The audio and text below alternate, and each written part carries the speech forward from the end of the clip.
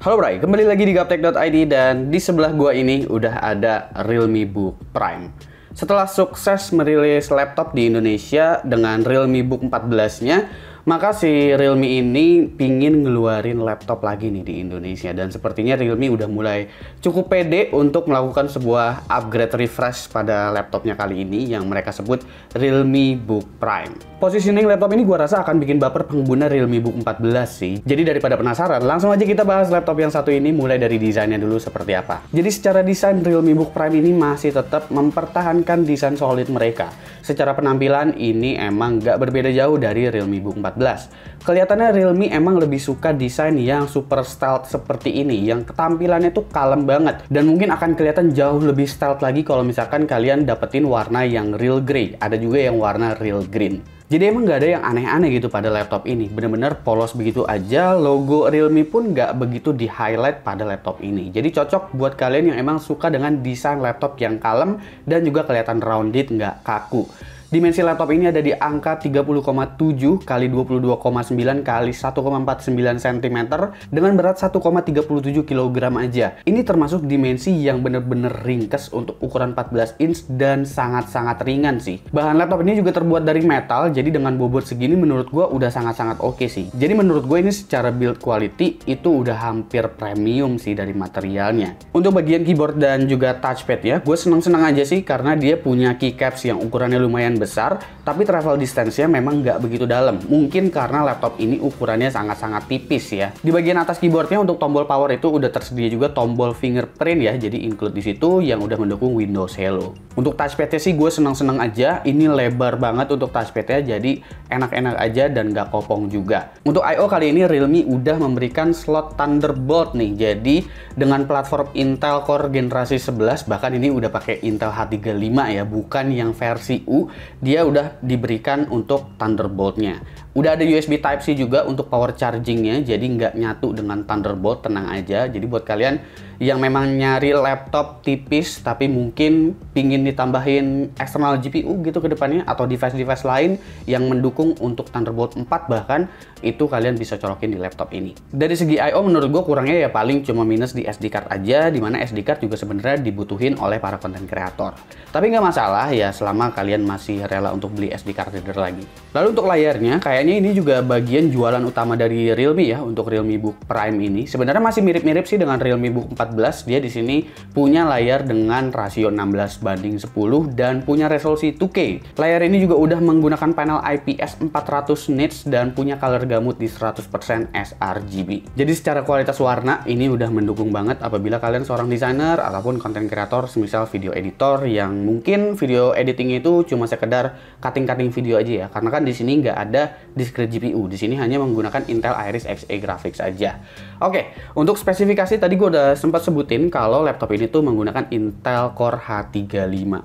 Maksudnya adalah ini bukan menggunakan Intel U series, tapi ini menggunakan Intel Core i5-11320H yang dimana ini punya 4 core 8 thread dengan rating 35 watt bukan 15 watt yang punya turbo boost di 4,5 GHz dan juga ada Intel Iris Xe graphics-nya tetap. RAM-nya 8 GB dual channel dengan LPDDR4X di 4266 MHz. Ada NVMe SSD 512 GB dari Samsung. Nanti kita akan cek speednya berapa. Wi-Fi 6 dengan Bluetooth 5.2, SD webcam include dengan Windows 11. Tapi sayangnya belum ada Office Home Student di laptop ini ya, jadi belum bundling. Untuk opsi upgrade-nya juga karena menggunakan LPDDR4X, mungkin ini adalah hal yang perlu dikompromikan oleh kalian karena untuk RAM ini masih belum bisa di-upgrade. Jadi solder ya, karena LPDDR4X. Untuk NVMe masih bisa diganti semisal kalian butuh kapasitas lebih gede atau ya kalau males bongkar kalian tinggal colokin eksternal SSD aja karena eksternal SSD NVMe juga udah mulai banyak. Apalagi ada Thunderbolt di sini, jadi kalian masih bisa pakai NVMe PCIe Gen 3 lah seenggaknya untuk eksternal SSD. Baterainya punya kapasitas 54 watt hour karena ini menggunakan Intel H35 ya. Klaim dari Realme sih itu bisa bertahan hingga 12 jam untuk lokal video playback, tapi ini tanpa WiFi aktif atau tanpa internet. Tapi dalam pengujian gua itu baterainya bisa bertahan kurang lebih sekitar 7 atau 8 jam. Ini hal yang wajar mengingat CPU yang digunakan bukan CPU kelas 15 watt dan nggak ada utility spesifik untuk ngatur power di laptop ini. Utilities yang ada itu cuma PC Connect yang dimana ini akan mengkoneksikan semacam kayak mirroring gitulah dari smartphone kalian ke laptop ini. yang dimana sebenarnya fitur tersebut juga udah ada pada fitur Windows 11. Nah, untuk kualitas webcamnya ini dia masih ada beberapa noise ya, tapi ingat sekali lagi bahwa lighting gue ini sebenarnya pas-pasan, cuma pakai ring light aja. Selebihnya lampu di atas itu juga benar-benar redup gitu, jadi benar-benar kayak ambience light yang biasa-biasa aja lah gitu. Jadi ini udah lumayan oke sebenarnya, semisal dipakai buat zoom meeting aja.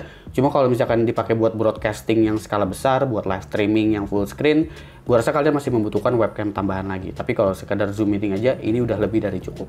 Laptop ini juga punya power adapter 65 watt ya dengan USB Type. Jadi dia untuk ngecharge ke 50% itu cuma butuh waktu 30 menit aja. Ini lumayan banget sih buat ngebantu semisal kalian itu tipikal orang yang males nyari colokan. Yang menariknya lagi juga dengan harga yang ditawarkan, laptop ini tuh dia punya speaker yang udah support DTS ya. Speaker itu dari Harman, tapi bukan DTS yang 7.1 tentu, karena di laptop ya mana ada yang 7.1. Jadi ini masih stereo, tapi udah support surround DTS. Dan untuk performance-nya, karena laptop ini bukan laptop gaming, jadi seperti biasa gua harus kasih disclaimer dulu buat yang cari laptop yang fungsinya akan difokuskan untuk gaming. Buat kalian yang mencari laptop dengan spesifikasi tersebut, sebaiknya kalian mundur pelan-pelan, karena laptop ini sebaiknya digunakan untuk produktivitas aja ya, baik itu untuk bekerja ataupun untuk keperluan content creation yang memang didukung juga dengan Intel Iris Xe graphics. Di sini untuk Cinebench R15 itu single core-nya kenceng banget sih, karena udah di atas 200. Jadi gua rasa ini kelebihan utama dari si Core i5 11320H ya. Untuk multicore-nya ini juga udah lumayan kenceng karena udah ada di 900-an. Untuk 4 core 8 thread jelas ini kenceng banget. Lalu untuk Cinebench R20, multicore-nya itu ada di angka 2070, sementara untuk single core-nya ada di angka 545. Ini juga udah cukup kenceng. Jadi selanjutnya kita cek aja untuk editing ini seperti apa playback-nya. Dan kalian bisa lihat di sini bahwa RAW 4K ini udah bisa jalan super lancar ya, meskipun ini adalah Intel Iris Xe versi Core i5. Jadi buat kalian yang mau ngedit 4K, kalian bisa pakai Lumetri, kalian bisa color grading, tumpuk-tumpukin layer, itu udah nggak masalah sama sekali, semisal RAW-nya itu menggunakan 4K.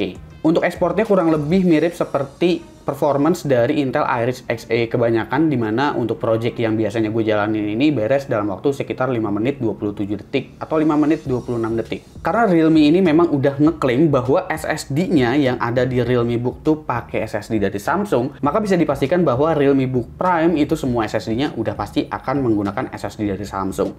Nah, untuk kecepatannya ini dia masih NVMe PCIe Gen 3, belum NVMe PCIe Gen 4, tapi termasuk speed yang lumayan kenceng ya di kelas NVMe PCIe Gen 3. Ada di 3 GB per second untuk read-nya, sementara write-nya di 1,8 GB per second. Buat dipakai main game sebenarnya masih bisa, tapi tentu nggak direkomendasikan apabila kalian mau pakai laptop ini untuk main game terus-terusan, apalagi main game AAA seharian suntuk gitu. Tentu nggak bisa direkomendasikan. Meskipun di sini pada pengujian Valorant, sebenarnya rata-rata FPS yang bisa didapetin tuh udah bisa di atas 144 FPS, tapi kan layarnya aja masih 60 Hz gitu ya. Jadi buat kompetitif gua rasa masih kurang oke lah. Cuma kalau misalkan sekedar buat iseng-iseng aja gitu ya, kalian tentu masih bisa banget nih buat main game di laptop ini. Suhu juga semisal laptop ini dipakai buat main game, ini termasuk berat ya sebenarnya kalau misalkan kita main game di laptop ini.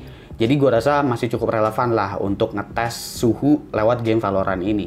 Nah, bagaimana dengan harga untuk Realme Book Prime ini? Karena di sini cuma ada satu seri aja ya katanya untuk Realme Book Prime. Harganya tuh gue dikasih tahu katanya ada di angka 10 jutaan. Dan dengan harga 10 jutaan menurut gue Realme cukup gokil sih. Karena dia berani memberikan Intel Core H series ya, H35 meskipun bukannya H45. Tapi tentu akan punya performance yang jauh lebih konsisten daripada Intel U series. Ada kelebihan dan kekurangannya. Kelebihannya jauh lebih konsisten, jauh lebih kenceng mengenai performa. Tapi memang dari segi baterai ya, dari segi baterai ini dia memang agak sedikit lebih boros daripada U series. Karena wajar, Intel U series cuma 15 watt. Tapi secara konfigurasi menurut gue ini menarik karena dapat layar yang bagus banget, CPU yang kencang banget, dapat NVMe SSD yang kecepatannya juga udah sangat-sangat oke. Paling hal yang perlu dikompromiin adalah di bagian memori kali ya. Karena opsi upgrade ini benar-benar nggak ada untuk opsi upgrade memorinya. Dan juga belum adanya Office Home Student bundling di laptop ini. Tapi secara performa, cooling, build quality yang diberikan, kayaknya Realme Book bakalan sukses lagi nih untuk bersaing di pasaran. Semoga Realme terus konsisten bikin laptop yang kayak begini sih, karena ini dari segi harga menurut gua sangat-sangat menarik. Ya, kurang lebih segitu aja pembahasan gua untuk Realme Book Prime. Kira-kira menurut kalian gimana? Apakah kali ini Realme berhasil lagi? Silahkan komen di bawah dan kasih pendapat kalian masing-masing. Karena ya ini bahkan kayaknya harganya lebih murah daripada Realme Book 14 kemarin deh. Kira-kira menurut kalian gimana? Coba komen aja di bawah ya. Jangan lupa like, share, dan subscribe jika video ini menarik buat kalian. Follow sosial media gua kalau lu kepo sama apa yang ada di balik layar Gaptek. Beli juga merchandise-nya Gaptek kalau kalian ingin support Gaptek dengan cara lain. Ada beragam teaser di sana, silahkan cek link di deskripsi kalau emang kalian mau beli. Gue Supki dan seperti biasa sampai jumpa di lain kesempatan.